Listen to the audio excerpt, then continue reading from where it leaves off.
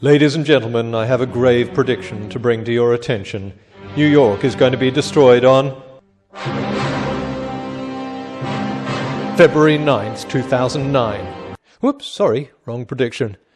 Hang on, let me get the right clip here. Okay, what was the prediction again? Judgment Day is May 21, 2011, and that's going to happen. Oh, that's right. Judgment Day is May 21st, 2011. Well, all I can say is that it's coming up to midnight on May the 20th here in Australia, and I'm not seeing any sign of Sorry, I hit the power cable. As I was saying, I'm not seeing any sign of Judgment Day. I was alerted to this May 21st prophecy when I did my last video on the supposed increase in natural disasters, so thanks to all those who wrote in. Now, what exactly is the prediction? We have a number of prophecies that all seem to imply that something is going to happen in the 21st century. Oh, come on. Seems to imply something will happen this century. Look, if you want to set yourself up as a prophetic guru, you have to be a little more specific than that. Let's have some dates, preferably from someone with serious glasses, a serious suit, sitting in front of some serious Oriental prints. This is more than likely referring to October 21st, 2011, but it begins 5 months earlier on May 21st, 2011, and it leads up to the final destruction of the universe. The lady and gentleman would like to order drinks before dinner. Yeah, great. And the universe will explode later, for your pleasure. We travel to as many states as possible to proclaim the fact that May 21st, 2011 is the day of the Lord's return. When we caravan, we see people that give us the thumb.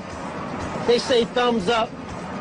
We also see people that, unfortunately, give us the other finger. History shows a surprisingly good track record for those who say doomsday is almost here. History shows a good track record for those who say doomsday is almost here. How many doomsdays have we experienced? Actually, the track record is pretty piss poor. People have been predicting Judgment Day ever since Jesus told his disciples he had returned before a generation had passed. Ever since then, every generation has thought itself special, and that it would be the one to witness the second coming. It will be as 'twere a mighty rending in the sky, and the mountains shall sink and the valleys shall rise, and great shall be the tumult thereof, I should think. Will the veil of the temple be rent in twain? Well, the veil of the temple's always rather dodgy, but should be rent in twain about 2 minutes before we see the sign of the flying manifest dancing on the firmament. William Miller, founder of the Adventist movement, said Jesus would return between March 21st, 1843 and March 21st, 1844. When that didn't happen, his colleague Samuel Snow amended the date to October 22nd, 1844. That didn't happen either. A book by Nelson Barbour was called Evidences for the Coming of the Lord in 1873. Sales of the book dropped in 1874. Joseph Smith, founder of the Church of Jesus Christ of Latter-day Saints, claimed Jesus would return by 1891. And Herbert Armstrong, founder of the Worldwide Church of God, wrote a book predicting the return of Jesus by 1975. A good track record? Really? And I don't even have time for all the other predictions of the end of the world that fell by the wayside of history. But the May 21st predictions are particularly enjoyable because of the absolute certainty of its adherence. We don't say at all that it has a high likelihood. We say, we must say, we are commanded to say, it's going to happen. And that's what's going to make it so much fun when we all wake up on May 22nd and watch the backsliding begin. So here's my prediction for May 22nd. One of the following things will occur. Either the May 21st prophets will say they made a mistake in their math and give us a new date for the end of the world, or something will happen somewhere in the world, it always does, and they'll latch onto that as a sign that their prophecy came true.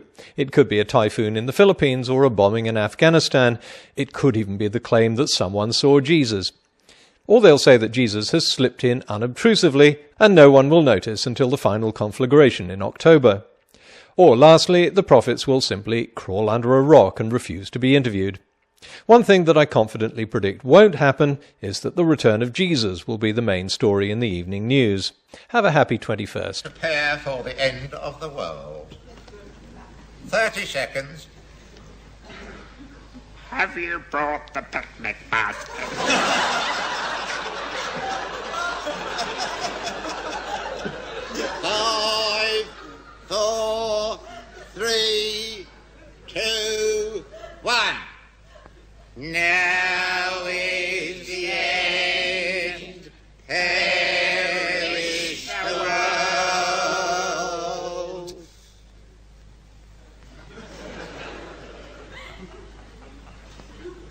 It was GMT, wasn't it? Well, it's not quite the conflagration we've been banking on. Never mind, lads. Same time tomorrow. We must get a winner one day.